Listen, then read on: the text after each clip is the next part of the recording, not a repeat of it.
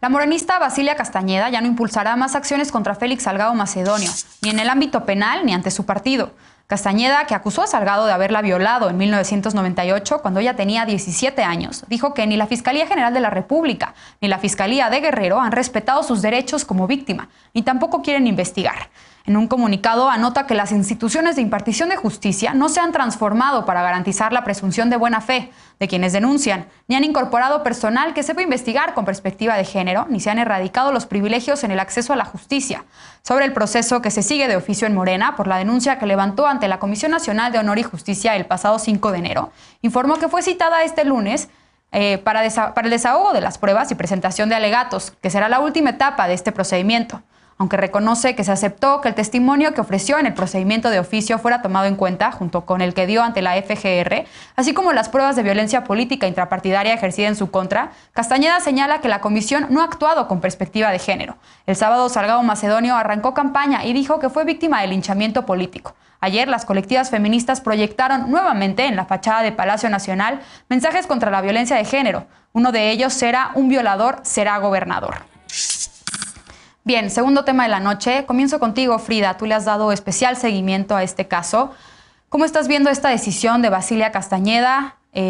pues también de Morena, y la responsabilidad de las autoridades para seguir investigando este caso? Me parece totalmente lamentable el curso que ha tomado este caso, principalmente porque tanto Morena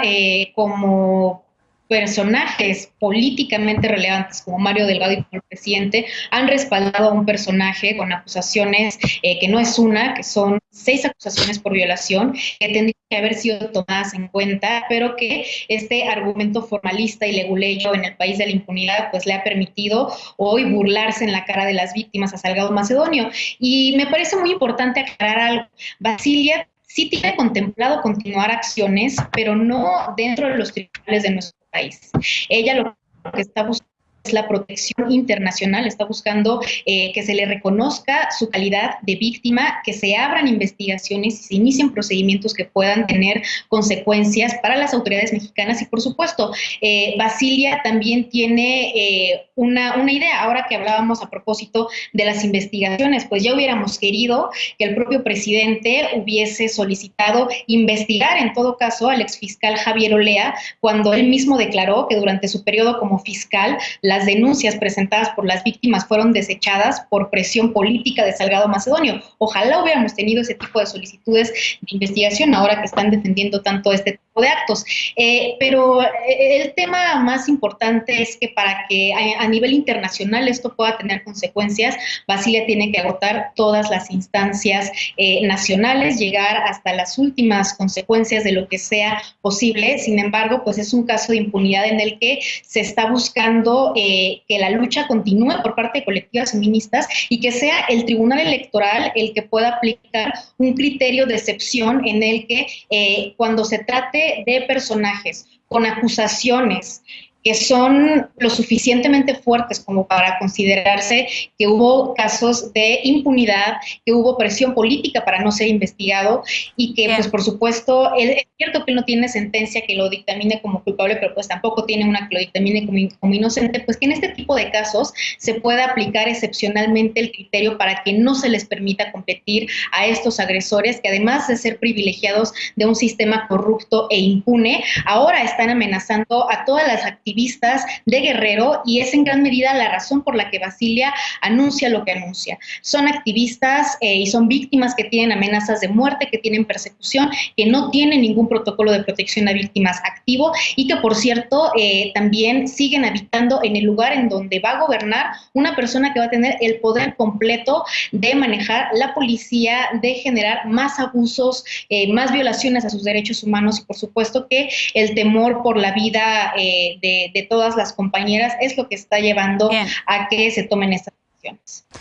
Eder, como fundador de Morena, ¿cómo estás viendo este caso desde el interior del partido, como por la vía penal? ¿Qué responder a lo que dice Frida, que este es un caso de impunidad? Pues sí, además, a ver, es la contradicción más dolorosa de Morena y de la Cuarta Transformación Nacional. El mensaje que se está dando es que, más bien, el mensaje que se está reforzando, que es un mensaje patriarcal, es el de las supuestas denuncias falsas de las mujeres que denuncian violación o violencia de género en general. Siempre una de las salidas fáciles es decir que son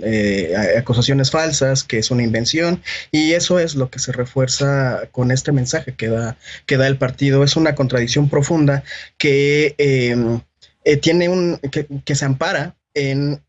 una voluntad también popular. O sea, es real que Salgado Macedonio encabeza todas las encuestas hechas en Guerrero, todas las encabeza y tiene el apoyo pese a estas denuncias. Y creo que ahí, además de lo que ya plantea Frida, que tendría que haber otras matices a la ley 3 de 3, porque no basta con que una persona sentenciada por cualquier tipo de abusos de género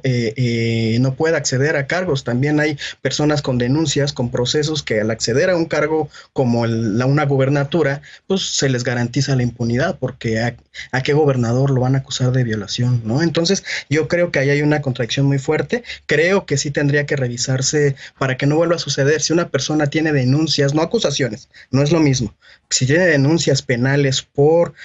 algún acto de violencia de género, pues entonces se tiene que revisar si la candidatura es viable o no, y todas las voces de la sociedad, todos los partidos y todos los consorcios mediáticos deberían estar al unísono opinando que no. Pero bueno,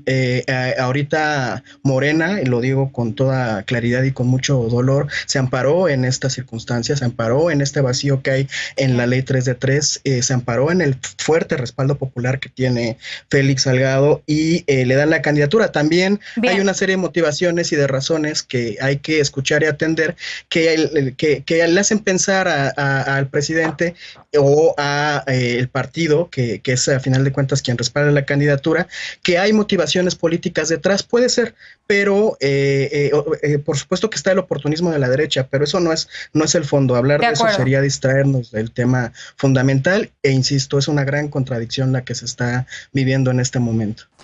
Lisa, considero que es importante hablar sobre las lecciones que nos deja este caso, especialmente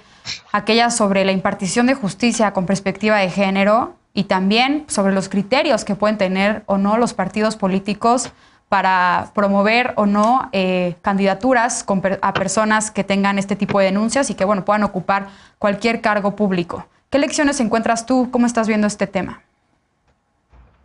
Pues efectivamente tienes toda la razón, Mariana. Creo que eso es lo más importante. Podrían empezar todos los partidos políticos que realmente dicen querer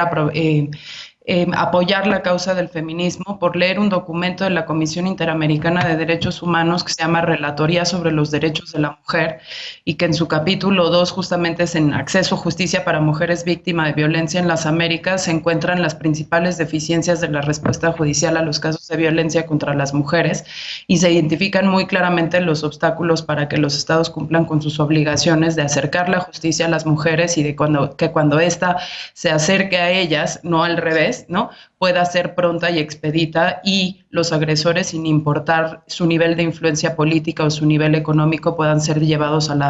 la justicia, ¿no? Identificábamos en varias mesas ya, porque hemos tratado este tema, pues cuáles son algunos de estos patrones o de estas deficiencias, pero quizás en vez de hablar en genérico, yo les pueda compartir la experiencia que desde México Unido hemos logrado a partir de monitorear agencias del Ministerio Público, y entre ellas fiscalías especializadas en delitos sexuales. Una de las primeras deficiencias es que cuando una mujer traumatizada que vivió una experiencia de violencia intrafamiliar o de delitos sexuales llega a las fiscalías, normalmente, o más bien anormal e ilegalmente, se les pide, por ejemplo, que para que les puedan tomar su declaración y se pueda abrir una carpeta de investigación, estas deben portar su identificación oficial y un comprobante de domicilio.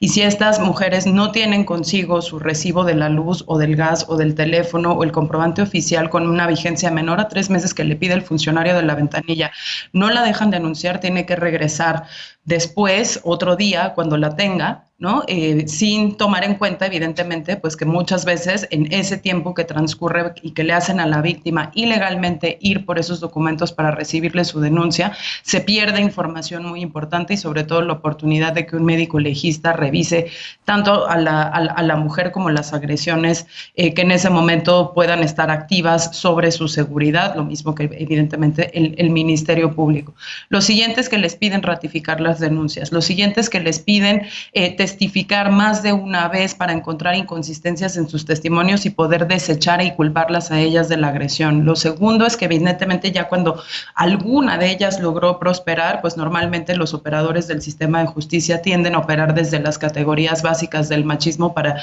intentar infligir sobre ella el miedo a hacerla desistir o culpabilizarla de lo que le sucedió. Entonces, si hay una lección importante aquí es que todo el tema pendiente está no solo en las fiscalías, sino en que como sociedad cambiemos el chip y no querramos hacer que ellas o hayan denunciado desde el principio del machismo todos los actos del machismo, o que ellas mismas sean las que solitas se protejan de este tipo de cosas, o que se acepte, ¿no?, que en los procesos democráticos las mayorías son mayorías independientemente de que la persona a representar a ese Estado pues sea pues un sospechoso que debería estar bajo investigación. Alfredo, finalmente. Sí, bueno, yo creo que es muy lamentable el hecho de que, aparte de que coincido con todo lo que se ha dicho, el hecho de que se trate de excusar o de cargarle al pueblo la decisión de llevar a un violador en la boleta, porque esa es la única explicación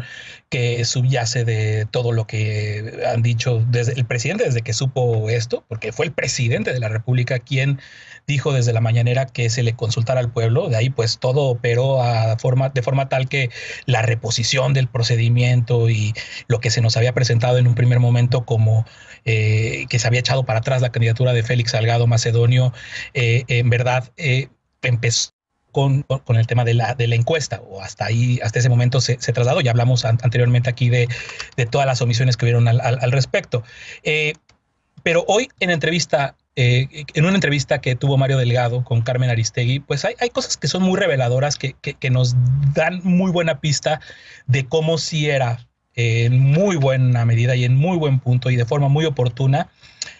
posible que a Félix Salgado Macedonio se le descartara incluso de ser incorporado a la encuesta. Y lo digo a partir de lo que Mario Delgado dice o con lo que trata de justificar que se haya sacado de esta encuesta a Luis Walton, el exalcalde de Acapulco, y a Beatriz Mojica, experredista. De Luis Walton dice, pues bueno, no se le incorporó ya en la última encuesta porque se fue de la última, o después de la última pateó la puerta del partido, y eso no puede ser. No puede la